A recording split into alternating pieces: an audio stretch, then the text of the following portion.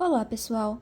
Na aula de Fisiologia dos Animais Domésticos 2 de hoje, nós iremos falar sobre os ritmos circadianos e a reprodução. Eu me chamo Graziele Marchioro e quem irá apresentar junto comigo é a Giovana Colonton.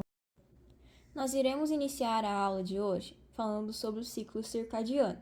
O ciclo circadiano é um ritmo biológico que persiste mesmo sob condições ambientais constantes, como a luz e a temperatura, com um período de duração de aproximadamente 24 horas.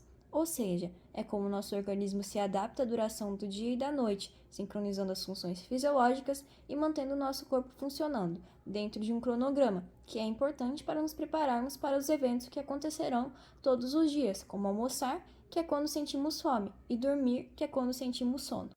E como esse ciclo é controlado?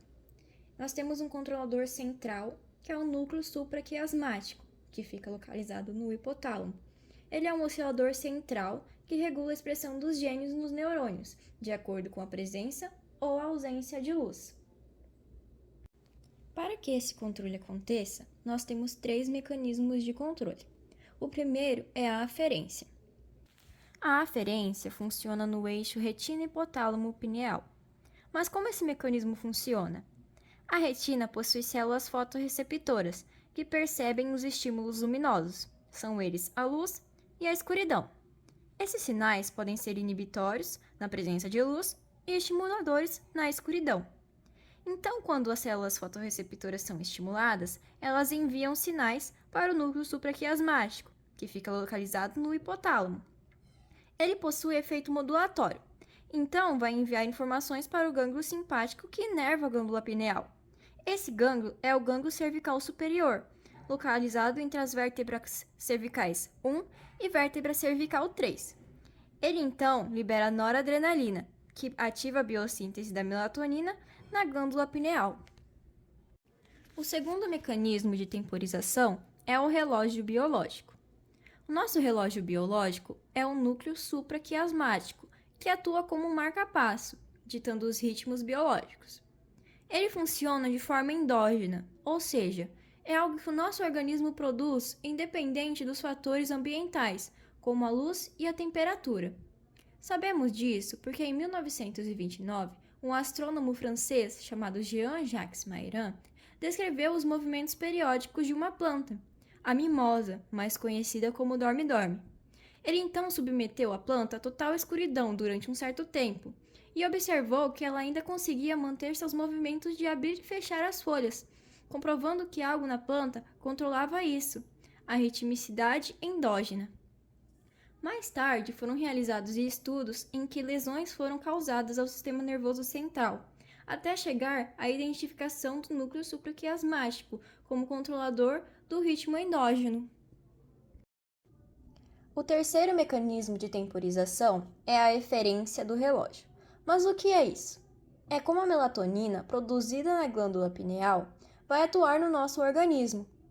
Ela é liberada durante a fase de escuro e marca a existência e a duração da noite, o que transmite para o nosso sistema reprodutor informações sobre as mudanças ambientais anuais do fotoperíodo, pois existem períodos do ano com dias mais longos, como a primavera e o verão, e dias mais curtos, como o outono e o inverno. Mas o que é a melatonina?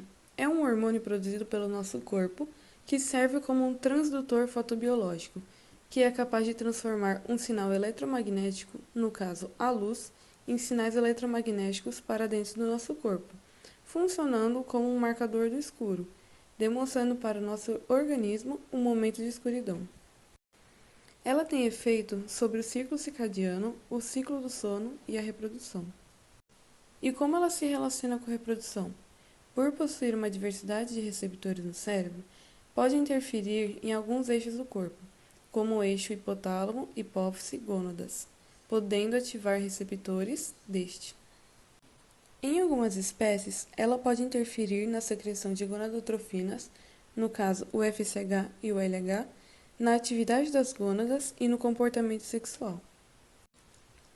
Na regulação do ciclo reprodutivo, a luminosidade diária afeta a produção de melatonina. Em dias mais curtos, de inverno e outono, a produção de melatonina é mais alta, e em dias mais longos, de primavera e verão, a produção diminui. porque há mais tempo de incidência solar. Se formos falar de uma ovelha, que possui uma gestação de cerca de 5 meses e meio, para que ela tenha filhotes em uma estação com maior disponibilidade de alimento e temperaturas melhores, o ideal seria que a fase de estro ocorresse na época de inverno ou outono, para que assim o nascimento ocorra no verão e na primavera, sendo então a ovelha um animal fotoperiodista negativa, que tem a sua influência em dias mais curtos. Se formos falar de um hamster que possui uma gestação de cerca de 2 semanas, para que o filhote nasça em uma época de fartura, verão e primavera, o estro da fêmea tem que ocorrer na época também de verão, por conta do tempo de gestação, sendo então fotoperiodista positiva, influenciada por dias mais longos. Mas se formos falar de uma égua com um tempo de gestação de cerca de 11 meses, o ideal é que seu estro ocorra no verão, para que no ano seguinte possa ter sua cria também no verão, sendo então fotoperiodista positiva também. E tudo isso é muito mais influenciado em países ou estados com estações mais definidas, mais longe da linha do Equador, no caso que tenha um período de inverno bem mais definido, como por exemplo o sul do Brasil. Resumindo tudo o que foi dito, é uma estratégia de sobrevivência. A ovulação da fêmea e a receptibilidade do macho ocorra durante o período sazonal, que favoreça o sucesso reprodutivo, para que seus descendentes tenham maiores chances de sobrevivência.